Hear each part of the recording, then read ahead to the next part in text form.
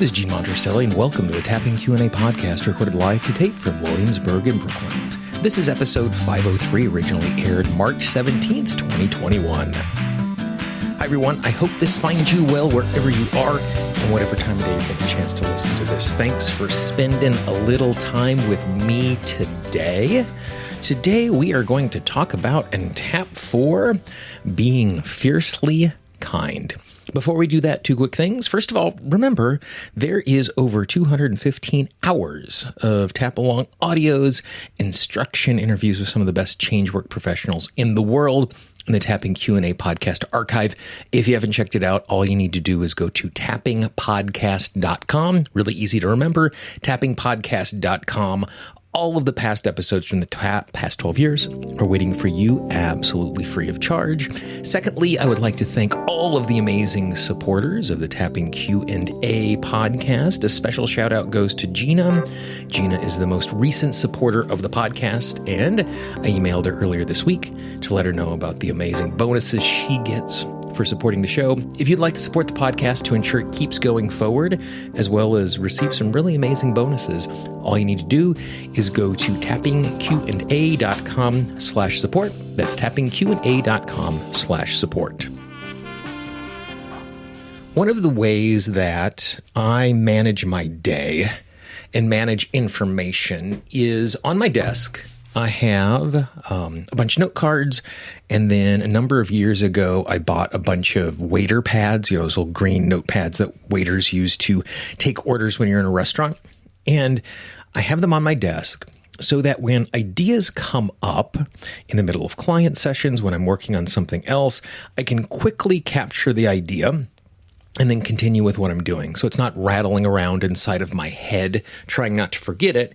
And so I'm not going to do something else and losing track of the task that is in front of me.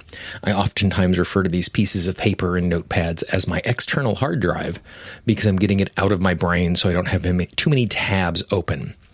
And as I was sitting down to record today's show, I'd already selected the topic for the day, and that was this idea of being fiercely kind. And somewhere in the last couple of weeks, I came across that phrase in something. And to be honest, I have no idea where that phrase came across. It was something I saw online. It might have been social media. It might have been Instagram. It might have been somewhere else. Who knows? But it was one of those things, it was a phrase that just struck me in a really particular, thoughtful, and deliberate way. And I just really liked that idea. This idea that there is energy behind our sense of kindness. Because oftentimes, and this is a phrase that I've used a number of times when describing people and helping them to transform, is they are too kind-hearted for their own good, which is a euphemism for saying that they're being a doormat and they're putting everybody else first and they're not taking care of themselves. But I love this sense of dynamism that comes with the idea of being fiercely kind, that there is a sense of agency and intensity in the way we display our kindness. Now, it is just as easy for me to be a doormat as it is for me to be a know-it-all showing up in someone else's life to fix what is going on. And so that is not what I mean by fiercely kind. Kindness for me is a gentleness of spirit, a recognizing the context in which someone is struggling, a connection to their humanity outside of their thoughts and their actions in this particular moment. And so what it is for me is it's a dynamic sense of showing up where I only want love and kindness for those around me, but in a way that is threading the needle between being a doormat and putting everyone else first and being a know-it-all and what is there. And so it's less about the information that I'm giving. It's less about the actions that I'm taking in the moment, but it's a state and a disposition, so that when I am in interaction with another human, it's really easy for me to more consistently take inspired action as I settle into the context and the conversation and the being present. And so for my intention for this week, in specific and deliberate ways, is to meditate on and be present to this idea of what does fiercely kind mean. I would love to hear what you think and what you engage with when you hear that phrase, fiercely kind. If you're listening to this in the website, drop a note down in the comment section. If you want to send me an email, Gene, Gene, @tappingqna.com, I'd love to hear that. But with that being said, I think it's good and useful for us to set that intention in the way that we show up in the world. So just tap on the side of the hand, take a nice big deep breath for me. And just move from tapping point to tapping point, repeating after me. I recognize the value of kindness. I appreciate when other people extend kindness to me. My intention for today is to show up from the disposition of kindness.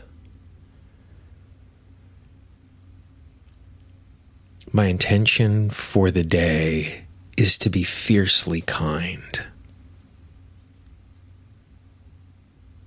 As I think of kindness, I recognize that there are extremes. At one end, I am too kind for my own good and become a doormat to other people. At the other end, I am too fierce and I start interfering with other people's lives, acting and thinking as if I know what is best for them.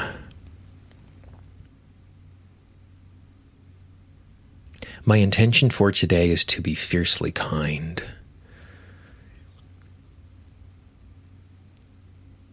To have kindness be my leading action.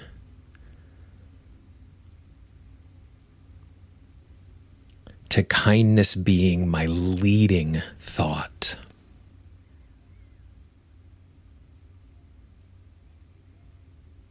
Accepting others with kindness doesn't mean that I am a doormat. Accepting others with kindness does not mean I'm always putting others first. Accepting people with kindness means I see their humanity. I see the context of their life. I understand the circumstances they are in. And I am able to be generous of spirit.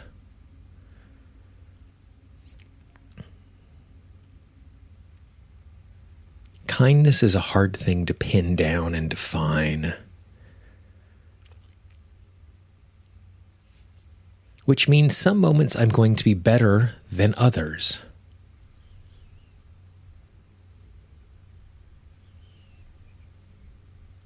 My intention for fierce kindness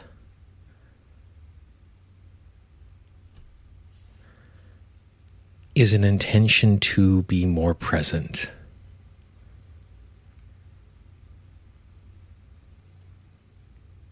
Is an intention to do better.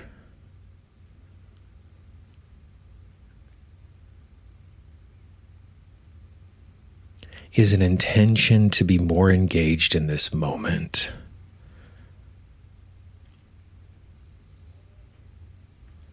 Even if I do that in a dramatically imperfect way,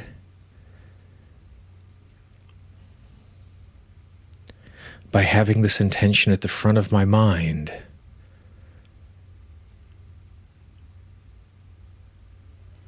I know I will be more present to who I am.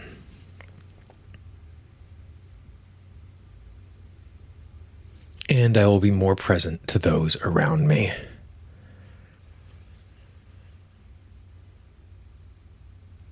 My intention is to be fiercely kind